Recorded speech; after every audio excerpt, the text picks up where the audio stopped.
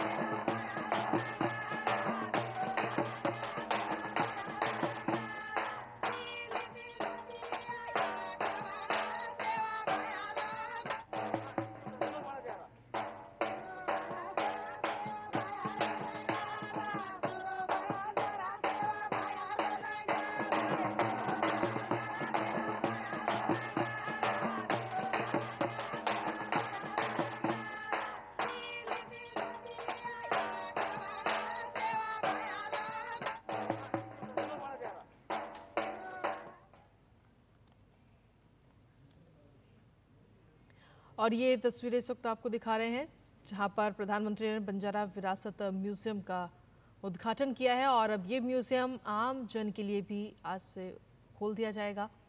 और ये तस्वीरें उस वक्त की हम दिखा रहे हैं जब प्रधानमंत्री ने बंजारा विरासत नगाड़ा म्यूजियम का उद्घाटन किया है। तो आज प्रधानमंत्री महाराष्ट्र के दौरे पर है। महाराष्ट्र के वाशी में प्रधानमंत्री इस वक्त मौजूद है जहां पर बंजारा विरासत नगाड़ा म्यूजियम का उन्होंने उद्घाटन किया। और इस म्यूज़ियम की अगर हम बात करें तो ख़ास तौर पर बंजारा जो विरासत है वो आगे और पीढ़ी तक भी पहुंचे, सभी लोग इस विरासत के बारे में जान सकें। इसको ध्यान में रखते हुए इस म्यूजियम को बनाया गया है ताकि सभी लोग इसके बारे में जानें। और इसका आज प्रधानमंत्री ने उद्घाटन किया है और ये तस्वीरें आपको दिखा रहे हैं। इससे पहले प्रधानमंत्री ने माता जगदम्बा के दर्शन किए, पूजन किया, आराधना की, उसकी भी तस्वीरें हमने आपको दिखाई। और अब से कुछ ही देर में प्रधानमंत्री जनसभा को भी संबोधित करेंगे। तो महाराष्ट्र के दौरे पर हैं आज प्रधानमंत्री नरेंद्र मोदी और एक के बाद एक कई सारे कार्यक्रम उनके आज हैं। तो प्रधानमंत्री ने ये तस्वीरें हम आपको दिखा रहे हैं। बंजारा विरासत संग्रहालय का उद्घाटन प्रधानमंत्री ने किया है और उसके बाद में अब ये संग्रहालय आम जन के लिए भी खोल दिया जाएगा। कोई भी व्यक्ति वहां जाकर के इसको देख सकता है और बंजारा विरासत के बारे में जानकारी हासिल कर सकता है। योगेश शीतल हमारे साथ लगातार बने हुए हैं। योगेश, उद्घाटन हो चुका है बंजारा विरासत संग्रहालय का, अब आम जन के लिए भी इसे खोल दिया जाएगा। बिल्कुल आम जन के लिए खोल दिया जाएगा और आप एक तरीके से ये भी मान के चलिए कि जो पूरा क्षेत्र है ये वहाँ का भी कायाकल्प की एक बड़ी संभावना जो है, एक बड़ा दरवाजा है वो भी खुल जाएगा। क्योंकि अगर आप केवड़िया देख लीजिए, जिस तरीके से गुजरात का केवड़िया था जब स्टैच्यू ऑफ यूनिटी वहाँ पे नहीं था जी, तब का और अब का जो अंतर आपको दिखेगा वैसा मिलता जुलता आपको यहाँ पर भी दिखेगा। क्योंकि जैसा मैंने आपको पहले भी कहा था, पूरा ग्रामीण क्षेत्र है, आइसोलेटेड एरिया आप कह सकते हैं, सुदूर देहात में बसा हुआ क्षेत्र है। लेकिन लोग आएंगे, कोई प्रधानमंत्री आए हैं, उद्घाटन हुआ है, करीब 350 करोड़ जो है 376 करोड़ की जो राशि है उससे ये पूरा निर्माण हुआ है। निर्माण कार्य हालांकि अभी चल ही रहा है। ऐसी स्थिति में जो है जब लोग क्षेत्र जो पर्यटन के लिए खुलता है तो लोग उत्सुकतावश आते हैं और खास करके ये क्षेत्र जैसा कि मैंने आपको कहा कि आसपास अमरावती है। ठीक है योगेश, आपके पास वापस आएंगे। और इस वक्त प्रधानमंत्री संग्रहालय के अंदर इस वक्त मौजूद हैं और संग्रहालय को देखते हुए वो नजर आ रहे हैं। वहाँ पर क्या कुछ बनाया गया है, किस तरीके से इस विरासत को बचाने की कोशिश की जा रही है, वो इस वक्त प्रधानमंत्री देख रहे हैं और वहाँ की ये तस्वीरें हम आपको दिखा रहे हैं। म्यूजियम के अंदर की ये बेहद ही खूबसूरत तस्वीरें इस वक्त सामने आई हैं। तो महाराष्ट्र के वाशिम में ये म्यूजियम बनाया गया है, ये संग्रहालय जिसका उद्घाटन प्रधानमंत्री नरेंद्र मोदी ने अब से कुछ ही देर पहले किया है। और अब इस म्यूजियम का अवलोकन करते हुए प्रधानमंत्री नजर आ रहे हैं और साथ ही जानकारी हासिल कर रहे हैं इस पूरे म्यूजियम के बारे में, कहाँ पर क्या बनाया गया है और उसका क्या मैसेज है, क्या मैसेज लोगों को दिया जा रहा है। बेहद ही खूबसूरत ये म्यूजियम बनाया गया है, ये संग्रहालय बनाया गया है और अब इसके बाद में इस संग्रहालय को आम जन के लिए भी खोल दिया जाएगा। कोई भी व्यक्ति वहाँ जाकर के बंजारा विरासत के बारे में जानकारी ले सकता है। तो ये तस्वीरें इस वक्त आपको दिखा रहे हैं प्रधानमंत्री नरेंद्र मोदी का आज महाराष्ट्र दौरा और महाराष्ट्र में इस वक्त बंजारा विरासत संग्रहालय का प्रधानमंत्री ने उद्घाटन किया है और उसके बाद में अंदर जाकर के वो पूरा अवलोकन कर रहे हैं, जानकारी ले रहे हैं वहाँ पर क्या कुछ बनाया गया है, किस तरीके से इस विरासत को बचाया जा रहा है ताकि आगे जो आने वाली पीढ़ी है वो इसके बारे में जान सके, समझ सके।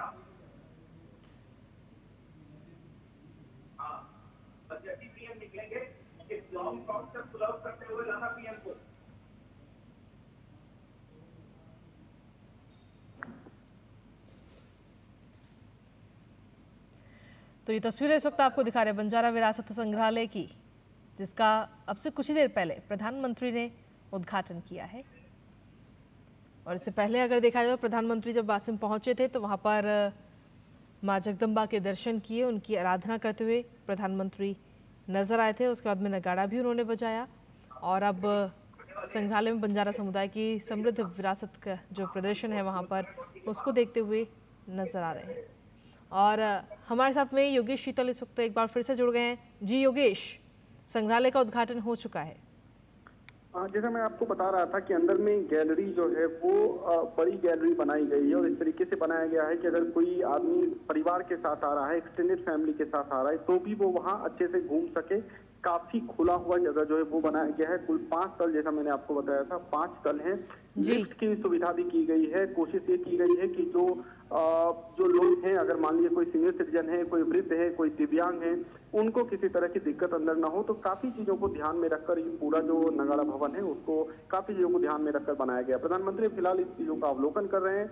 अभी वो जैसा मैंने आपसे कहा था, अलग अलग तल पर जाएंगे, देखेंगे कहाँ पर क्या चीजें हैं जो कि वहां पे बनाई गई है।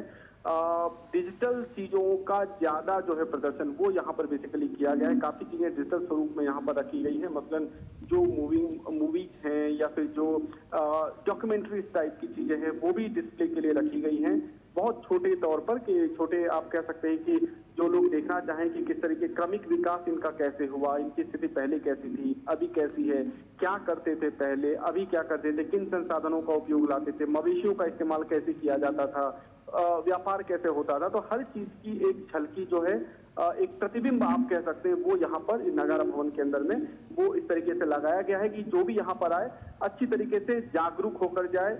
किसी तरीके का इग्नोरेंस या किसी तरीके का वो नहीं रहे कि इस बारे में ये नहीं जान सके, वो नहीं जान सके। कंप्लीट 360 डिग्री जो है वो नॉलेज जो है वो यहाँ पर मिल सके, ऐसा इन्होंने यहाँ पर बनाया गया है। तो फिलहाल प्रधानमंत्री इस चीज का अवलोकन करें, उसके बाद प्रधानमंत्री यहाँ से अगले कार्यक्रम के लिए प्रस्थान करेंगे। जी, इसके अंदर की हम तस्वीरें देख पा रहे हैं और काफी अच्छे से लाइटिंग के जरिए भी समझाने की कोशिश की गई है बंजारा विरासत के बारे में। बिल्कुल, ऐसा जो ऑडियो विजुअल है ये कई जगह लेजर शो जो है वो भी किया जाता है। यहाँ पर मैं आपको बता रहा था, इसके बाहर एक लेजर शो भी एक तरीके से किया गया है, जिसमें तिरंगा झंडा जो है, भारत का जो राष्ट्रीय ध्वज है, उसको भी बाहर में, जो ये पूरा नगाड़ा भवन के बाहर जो है वहां पर उसको रिफ्लेक्ट किया गया था। रात के समय में ये चीजें और अच्छी लगती है। कई ऐसे जगह है जहां पर आजकल लेजर चीजें शुरू हुई है। मतलब अगर आप मुंबई में देख लीजिए तो जो पैंटावली सी लिंक है वहां पर लेजर शो हमने देखा है, जो केवड़िया है वहां पर देखा है। कई जगहों पर वो चीजें होती है, उस चीज को यहाँ पर भी रखा गया है। मतलब कोशिश ये की गई है कि भले ये ग्रामीण इलाका हो, भले ही ये शहर से काफी दूर हो, लेकिन जो सुविधाएं यहाँ पर की गई, जिस तरीके का सेटअप यहाँ पर किया गया है, उसमें किसी तरह की कमी ना रह जाए, तो उसका जो है विशेष तौर पर ध्यान रखा गया है। जो डिजिटल टीम है इसके द्वारा, और एक डेडिकेटेड टीम यहाँ पर ऑलरेडी रहती है जो कि इस चीज को मेंटेन करती है, और वो कई सारी टीमों के कोऑर्डिनेट से ये बना है। जैसा मैंने आपको कहा कि सरकार ने काफी करीब 376 करोड़ रुपए की पूंजी से ये पूरा ये नगाड़ा भवन बना है। इसके अंदर काफी सारी चीजें हैं, और इसकी जो कनेक्टिविटी अगर मैं आपको बताऊं तो जो वाशिम है वहां से इसकी सीधे कनेक्टिविटी है। जो समृद्धि महामार्ग है, बाला साहब ठाकरे समृद्धि महामार्ग, वहां से जो है डायरेक्ट कनेक्टिविटी है।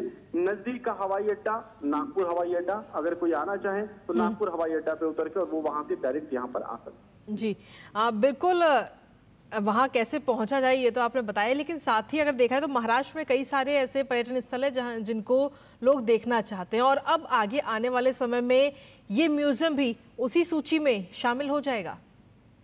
बिल्कुल, अगर आप महाराष्ट्र की बात करें तो पूरा सह्याद्री का जो क्षेत्र है, अगर आप अलग अलग क्षेत्र की बात करें, अगर आप कोकण की बात करें तो रत्नागिरी, सिंधुदुर्ग, रायगढ़, ये यहाँ पर काफी चीजें हैं जहाँ पर लोग घूम सकते हैं। अगर आप पश्चिमी महाराष्ट्र की बात करें तो पुणे, सोलापुर, सांगली, ये जो पूरा क्षेत्र है, सतारा का जो भी क्षेत्र है, वहाँ कई ऐसी चीजें जो देखने लायक है। इसी तरह अगर आप नॉर्थ महाराष्ट्र जाए, खानदेश जाए, मराठवाड़ा जाए, विदर्भ जाए, कई जगह ऐसी चीजें। महाराष्ट्र में कुल 3 ज्योतिर्लिंग है, जो 12 ज्योतिर्लिंग है देश में, उन्हें 3 ज्योतिर्लिंग जो है वो है महाराष्ट्र में। तो कई ऐसी चीजें हैं जो महाराष्ट्र में देखने लायक है, लोग दूर दूर से देखने के लिए आते हैं। ये जो नगाड़ा भवन है ये अब उस सूची में भी शामिल हो जाएगा जहाँ पे पर्यटक आएंगे, घूमेंगे, देखेंगे, समय बिताएंगे और फिर चीजों से अवगत होंगे, नई चीजें जानेंगे, बंजारा कम्युनिटी को जानेंगे, नजदीक से समझ पाएंगे विरासत कैसी थी, क्या क्या चीजें वो उपयोग में लाते थे, उनका पूरा इतिहास कैसा रहा, संघर्ष कैसा रहा, जो धीरे धीरे वो आधुनिक युग में आए तो इस बीच में उनका जो पूरा संघर्ष था ये कैसा था, इनमें क्या क्या पड़ाव रहे, महत्वपूर्ण लैंडमार्क क्या क्या रहा। तो आपको इस तरीके से ओवरऑल जो है अवेयर होने का बहुत बड़ा मौका जो है वो मिलेगा यहाँ आने के बाद। जी योगेश, ये तो बात रही इस म्यूजियम की, लेकिन अब आगे आने वाले समय में राजनीति पर इसका किस तरीके का असर पड़ता हुआ हमें दिख सकता है? क्योंकि अगर देखा जाए तो महाराष्ट्र में राजनीतिक शक्ति के रूप में इस समाज की हमेशा गिनती होती नजर आई है। देखिए, अभी मुझे लगता है कि नगाड़ा भवन का जो उद्घाटन है इसको राजनीति से जोड़ना मतलब थोड़ा अजीब सा लग रहा है, क्योंकि ये बेसिकली बहुत पुराना एक कमिटमेंट था। बहुत सारी चीजें जो कमिट की गई थी नहीं पूरी हो पाई, लेकिन अभी जो है इस सरकार के अंदर कई सारी चीजें पूरी हो गई, उसी तरीके का ये कमिटमेंट है। इसलिए इसको मुझे लगता है वोट ट्रांजेक्शन से या वोट ट्रांसलेशन से जोड़ना थोड़ा अजीब सी बात है। लेकिन अगर आप समुदाय इन पर्टिकुलर अगर आप समुदाय की बात करें तो समुदाय का जो इन्फ्लुएंस है पर्टिकुलर, जो मैंने आपको कंस्टिट्यूंसी बताया, करीब 40 से ज्यादा कंस्टिट्यूंसी है, विधानसभा क्षेत्र की मैं बात कर रहा हूँ, जहां पर इस समुदाय के ज्यादा वोटर्स है, उन पर इसका प्रत्यक्ष अप्रत्यक्ष प्रभाव जरूर पड़ेगा। क्योंकि ये जो प्रॉमिस आप करते हैं अपने लोगों से, फिर वो प्रॉमिस को आप बाद में पूरी करते हैं, तो एक विश्वास जो बॉन्डिंग होता है वो बनता है। वो बॉन्डिंग कहीं ना कहीं ऐसे कार्यक्रमों के बाद वो बॉन्डिंग और मजबूत होता है। अब ये मजबूती वोट में कितनी परिणत हो पाती है ये तो खैर वक्त ही बता पाएगा, क्योंकि मुझे लगता है कि अब जो भाषण का दौर चलेगा उनमें जो विपक्षी है वो भी अपनी कुछ बात रखेंगे, जो सत्ता पक्ष के लोग हैं वो भी अपनी कुछ बात रखेंगे, जो समुदाय है वो उन सब चीजों का अवलोकन करेगा, समीक्षा करेगा, समझेगा, फिर उसके बाद अपना भरोसा जिस भी तरफ जाता है उसको वोट के रूप में वो देगा। तो ये मुझे लगता है एक बहुत बड़ी प्रक्रिया होती है और इस तरीके के कार्यक्रम असर जरूर डालते हैं। लेकिन कई ऐसे कार्यक्रम हमने देखे भी हैं जो कार्यक्रम हुए हैं लेकिन उसका असर जो है वो कई बार जो है उस हिसाब से नहीं रहा जैसी अपेक्षा की जाती है। तो बहुत सारी चीजें जो है वो अभी आने वाले समय मुझे बताएगी। इसलिए मुझे लगता है कि इसका अभी फिलहाल पॉलिटिकल चीज से जोड़ना कि ये नगाड़ा भवन का पॉलिटिकल इंप्लीकेशन क्या होगा, ये मुझे लगता है कि ये कैलकुलेट करना थोड़ा मुश्किल है अभी। जी योगेश, प्रधानमंत्री अब से कुछ ही देर में सभा स्थल भी पहुंचने वाले हैं, तो वहां पर अगर देखा जाए तो वो अपनी इस आज की सभा में किन किन बातों का जिक्र लोगों के सामने कर सकते हैं? देखिए, जो सबसे बड़ी बात रहेगी वो रहेगी किसान सम्मान निधि की, क्योंकि जैसा मैंने आपसे कहा कि 18 किस्त जो है वो रिलीज करने वाले हैं और ये पूरा एरिया है एग्रीकल्चरल एरिया है। सोयाबीन की फसल हो, कपास की हो, तुर दाल की हो, मूंग दाल की हो, मूंग की फसल हो, चना की पैदावार हो, वो यहाँ पर बड़े पैमाने पर होती है। गेहूं, ज्वार, बाजरा, ये जो एग्रीकल्चरल पूरा एरिया ही कृषि का एरिया है। तो यहाँ पर जो है प्रधानमंत्री जब बोलेंगे तो निश्चित तौर पर कृषि को लेकर सरकार की तरफ से क्या क्या किए गए, एनिमल हस्बेंड्री को लेकर क्या क्या किए गए, पशुपालन को लेकर सरकार की तरफ से क्या किए गए, डेयरी को लेकर क्या क्या किए गए, तो इन सब चीजों में सरकार की जो उपलब्धियां रही है या फिर सरकार जो आगे करना चाह रही हो, सरकार की जो रूपरेखा है, जो सरकार का पूरा प्लानिंग है आने वाले सालों के लिए, ऐसे समय में जब विकसित भारत की परिकल्पना लेकर सरकार चल रही है, उनपे किसानों का, युवाओं का, महिलाओं का, वृद्धों का कितना बेसिकली कंट्रीब्यूशन रहेगा, उन सब चीजों को मुझे लगता है हाईलाइट करेंगे ही करेंगे। लेकिन इसके साथ वैसे समुदाय जो कि या तो ओबीसी में आ रहे हैं, जो एससी में है, एसटी में, क्योंकि अगर बंजारा समुदाय की बात कीजिए तो कुछ राज्य ऐसे हैं जहां पर ये अनुसूचित जनजाति में आते हैं, कुछ राज्य ऐसे हैं जहां पर ये ओबीसी में आ रहे हैं। तो अलग अलग जो कास्ट का इक्वेशन है, क्योंकि इनकी भी बहुत लंबे समय से कुछ डिमांड रही है, उस डिमांड को लेकर क्या प्रधानमंत्री कुछ बोलते हैं प्रधानमंत्री उन सब डिमांड को लेकर, तो मुझे लगता है कि उस पर भी नजर रहेगी प्रधानमंत्री किन सब चीजों का जिक्र जो है वो अभी इस वक्त करते हैं। क्योंकि महाराष्ट्र, जैसा आपने भी कहा, महाराष्ट्र में चुनाव कभी भी घोषणा चुनाव की हो सकती है। ऐसे समय में इस बात का विशेष तौर पर ध्यान दिया जाएगा कि जो कम्युनिटी है उनकी जो जरूरतें हैं, जो उनकी मांगे अब तक रही है, जो लंबित रही हो, उनको लेकर प्रधानमंत्री कुछ बोले, क्योंकि उस वक्त मंच पर राज्य के उप मुख्यमंत्री, मुख्यमंत्री दोनों रहेंगे। तो ऐसे समय में काफी लोग वेट में है, वेट एंड वॉच की सिचुएशन है कि प्रधानमंत्री क्या बोलते हैं। जी अगर देखा जाए तो प्रधानमंत्री के इस दौरे में एक बात और बेहद खास और अहम है, क्योंकि प्रधानमंत्री ने जहां एक तरफ विकास को बढ़ावा दे रहे हैं, विकास की जो रफ्तार है वो तेज हो रही है, वहीं दूसरी तरफ अपनी संस्कृति और विरासत को बचाने की बात भी प्रधानमंत्री लगातार कहते हैं और इस बात पर जोर भी देते हैं कि अपनी संस्कृति से आप जुड़े रहिए, अपनी विरासत को संभाल के रखिए। देखिए, विकास भी और विरासत भी, ये प्रधानमंत्री के शब्द हैं जो उन्होंने किसी मौके पर कहा था और ये चीजें काफी दूर तक गई थी, हेडलाइंस बनी थी ये चीजें जब उन्होंने कहा था विकास भी और विरासत भी।